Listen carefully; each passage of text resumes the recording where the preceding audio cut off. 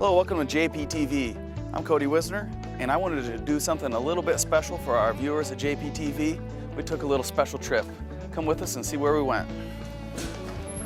Hey, Kody, what's happening? Not a whole lot, how are you? Welcome to S&S. All right, I'm glad to be here. Hey, you know, this is really us out here in the boondocks. Yeah. I can prove it to you, take a look at that. When you drove up and saw all the buildings here, it's kind of hard to believe, isn't it? It is. You're out in the middle of nowhere, and here's all these awesome buildings. Yeah. Well, what do you say we go in and I'll show you around? That sounds great. I'm excited. Go Thank ahead. you very much.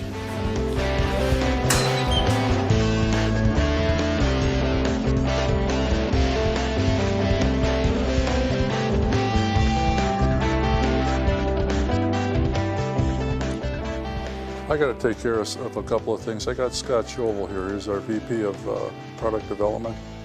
Why didn't he show you around the plant, and then I'll meet you down here in the museum and kind of give you the rundown a little bit. What do you say? That sounds perfect. Great. Thanks a lot, George. Have fun. Scott, your baby. No problem. Thanks, George. All right, let's go. You, Kody? Nice to meet you.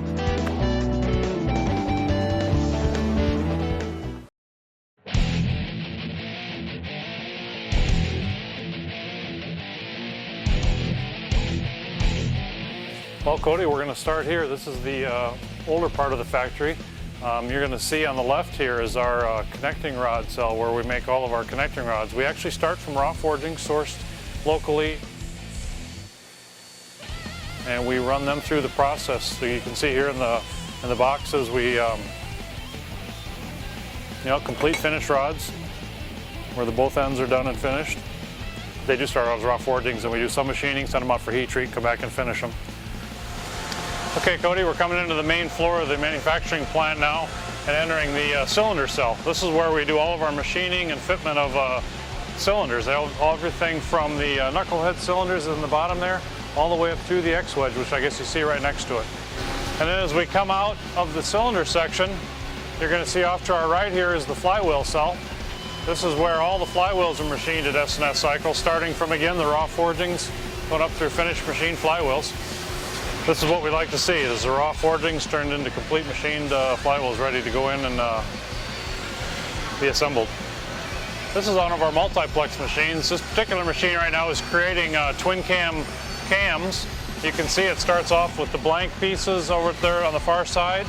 The robot comes and grabs the next blank and then feeds it into the lathe to come out as the blanks that you see moving towards you. They come out of the multiplex looking just like this. These are blanks ready for the next step in the process. Okay, Kody, along this wall is what we call our Pallet machine. This machine allows us to hook up 5 or 6 CNC machines separately connected by that conveyor system. All the fixtures stay loaded on that conveyor system, and we load the parts from here. So no matter if we're doing one of something or a multiple of something, we can load it. It gets the right fixture, it sends it to the machine with the right tools and programs to make the part. Really speeds up production process, and you don't get rid of all the setup time between each changeover. This area here is the head cell. We basically machine everything from our flathead heads that we offer up to, as you can see, some of the Sandcast Pro Stock heads, or even the Billet Pro Stock heads. Everything in between, whether it's flathead, knucklehead, panhead, Sjovall, Evo, they're all done in this area. As with any manufacturing company that's worth its salt, we have a good CMM quality control center. This is part of it. We have 2 CMM machines in here, a Zeiss and a Global Brown and Sharp machine, so that whether we're checking individual pieces or one after every production run or actually 100% inspection, it depends on the product. Well, this is the second floor. We're ready to go into the product development area, Kody. Show you what we've got going on in here. Okay, Kody, we're in the engineering area now. It's basically the office area we've got 32 staff members in product development, a mixture of engineers, technicians, data entry, and designers. Basically everything you need to design new product and keep the existing product we've got maintained and going forward.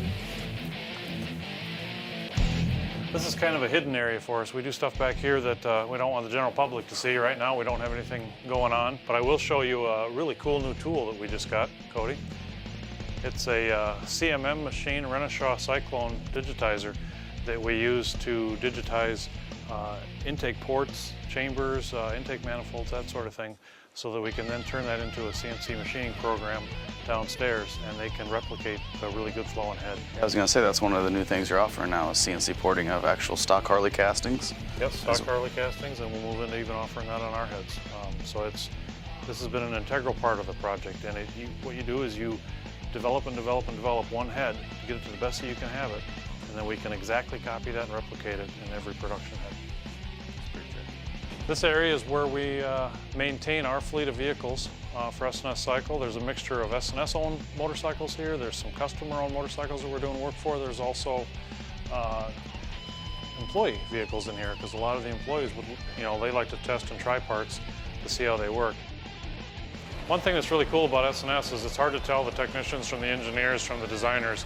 We all kind of wear the hats that we need to, and when you get to the point where you need a part, you need a special fabricated part, any of those people are free to come in here and use the mills, lathes to make that up. You don't have to be a machinist, or you don't have to go down to production to get something made. Everybody gets their hands dirty when they need to, and this is one of the rooms where they do it.